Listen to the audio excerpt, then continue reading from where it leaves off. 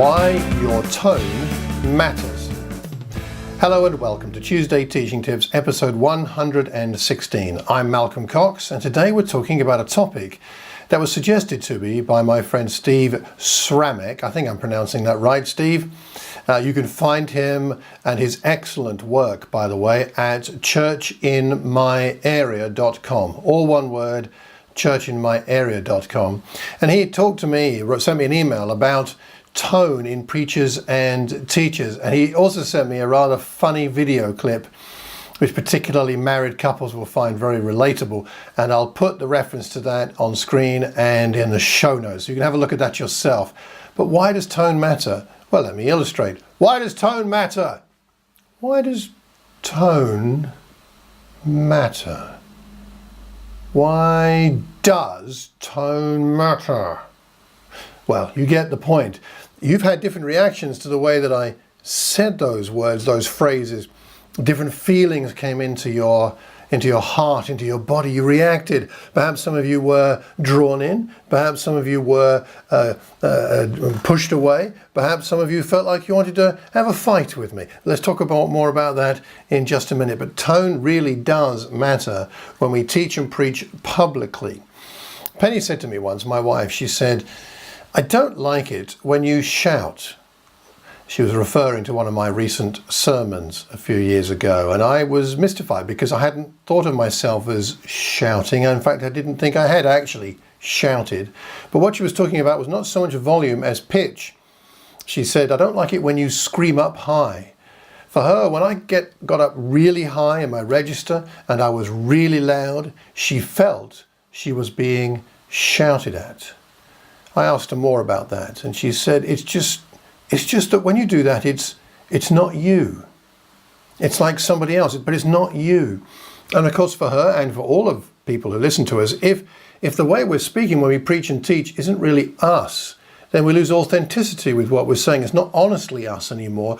And if it doesn't sound like us who are speaking, then why should they listen to us? Because it's not, maybe the message also isn't something we really believe in. So tone really matters on lots of levels, and we can't cover everything, but I would like to offer some things for us to consider and a couple of tips, and then I've got some questions. So first of all, 3 T's. 3 T's to consider regarding tone. The first is this: triggering.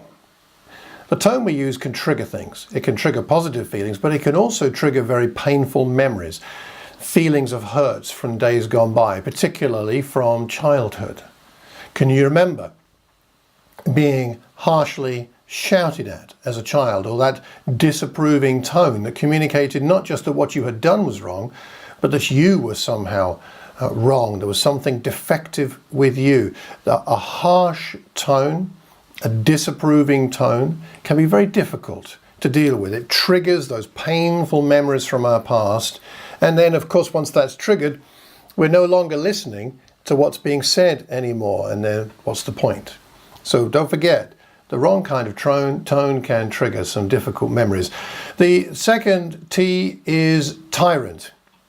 Tyrant. When we're hectoring and lecturing in a really loud way or with a very harsh tone, it can sound as if we are incontrovertible. In other words, that we cannot be wrong. And I need to watch this even in recording videos like this, because I know I can be wrong. And I want to come across with confidence, and I think teachers and preachers should come across with confidence, but not with that sense of I'm right, you're wrong, listen or else. When we come across as a tyrant, of course, who wants to listen to a tyrant? Who's going to be persuaded by a tyrant? I mean, perhaps bullied, but not persuaded. And most of our teaching and preaching is about persuading people to listen to what we have to say. So that's the second problem. It sets us up as proud and arrogant and as distant, like a tyrant. The third T to consider is tuning out. 2 words there, tuning out. So we've got triggering, we've got being a tyrant, then we've got tuning out. When we use a harsh tone, we run the risk that our audience will just tune out. They'll stop listening, and they will think that they dare not listen because of this tone that we have.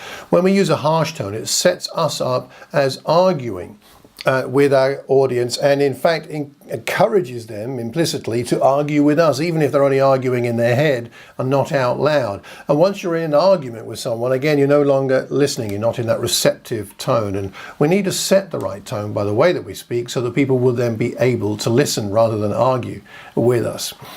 And they'll be arguing in their heads, even if not out loud. And what that also does is it prevents your audience from giving you the benefit of the doubt.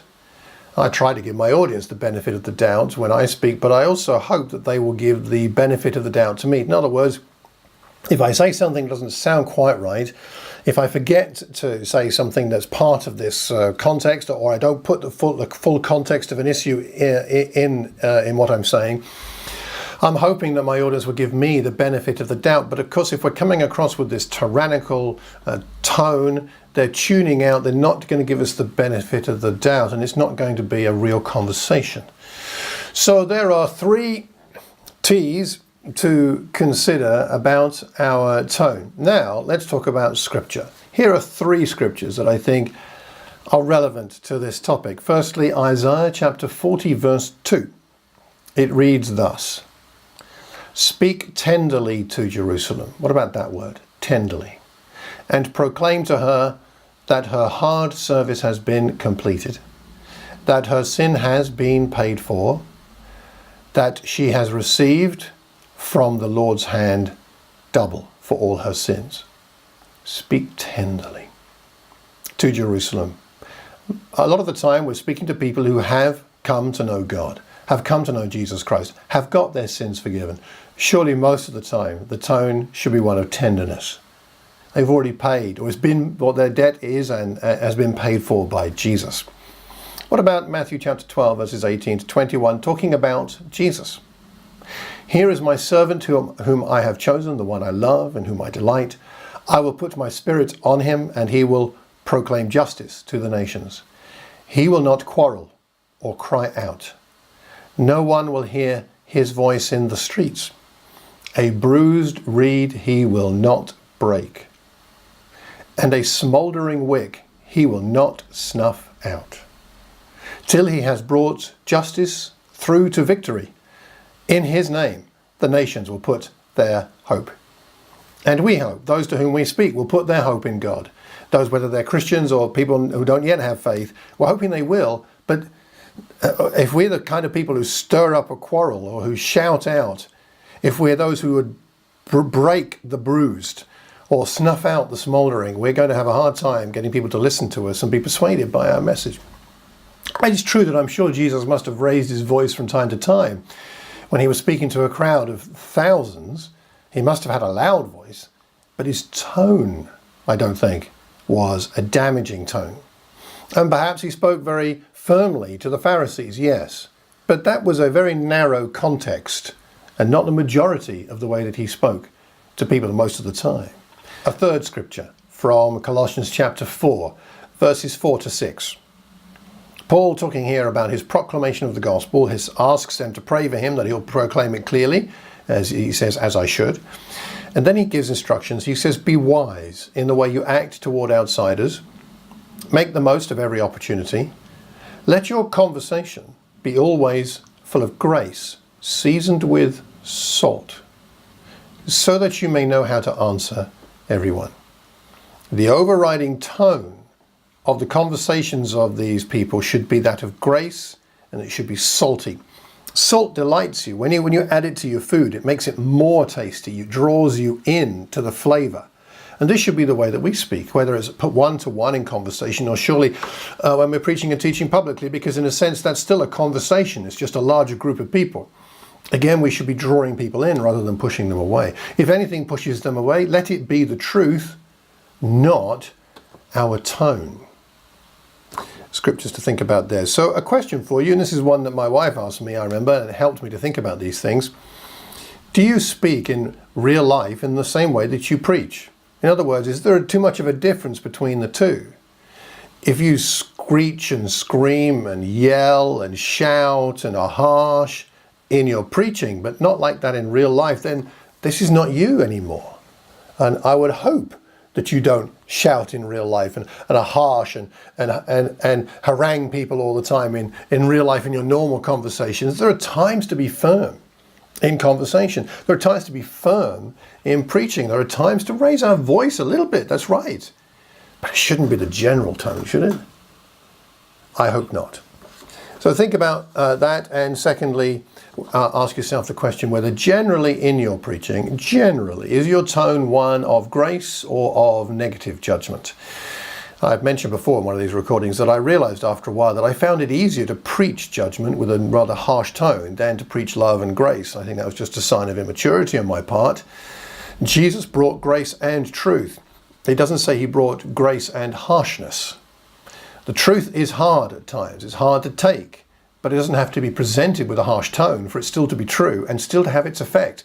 Because if it's the truth, it will have its effect. The truth can still be offered with a graceful, gracious tone. And I believe Jesus did that almost all the time. What do we do about this? How do we grow in this? Well, there's a few different things, but 2 tips I'll offer you just simply for now. The first is listen to yourself and ask yourself, if I was in the audience, would I like hearing myself? Listen to yourself, watch yourself on video, and get a feeling for what it's like to listen to you. And secondly, ask other people their opinion.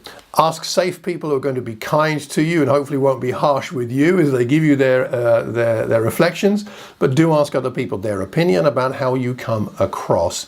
Ask them to be honest, and I'm sure that you will learn from that and it will help greatly.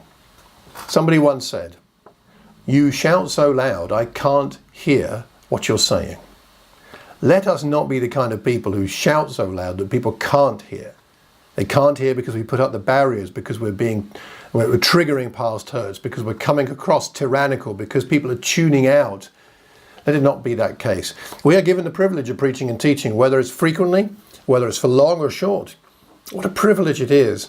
Let's be careful in the use of our tone so that people will be drawn into the message rather than be repelled by the tone and miss the message altogether. What do you think of these thoughts? I'd love to know. Please leave a message in the comment box below this video. And we need to learn from each other. I need to learn from you. So please do that. We learn best when we learn in community. If you know someone who would benefit from this, please pass the link on. Send it to them so they can join in. And if you have time, please like the video and subscribe if you haven't already done so. Leave us a review. You can also hear the podcast version of this, and you'll find all the extra notes on my website, malcolmcox.org. Well, until the next time, I hope that you have a terrific Tuesday and a wonderful week. God bless.